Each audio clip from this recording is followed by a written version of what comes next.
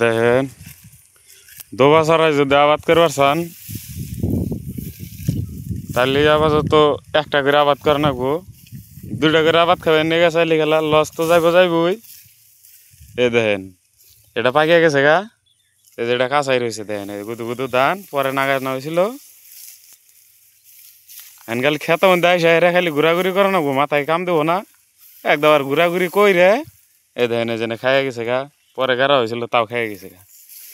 খালি ঘোরাঘুরি করে নেবো, ঘোরাঘুরি কইরা বাইতে যাই একদম চিন্তা চর্চা কইরা এই যে গরু একটা কিনে নিয়ে আসে ওই ঘাস হিসাবে খিলান না ওই ধানটি। আর এই দেখেন মাঝে মাঝে যে না ধান রয়েছিল ওই দেখেন সুন্দর হয়েছে, কিন্তু এই যে পরে নাগানো হয়েছিল ওই দেখেন সব নষ্ট হয়ে গেছে। দেখেন এ দেখেন এই যে মাথায় আদে পয়সা মাথায় আদে খালি ঘুরতেছে দেখেন। ধান কাটবার নাকি আইসে ভাবছে যে ব্যক্তি বিদ্যা ফাইকে গেছে গাই দেখেন মাথায় আদা ঘুরতেছে দেখেন। এই যে মানে কি করবো উপায় নাই, দেখেন যে মাঝখানে আবার মারি গেছে, উপায় নেই এখন আর কি করা যাবো।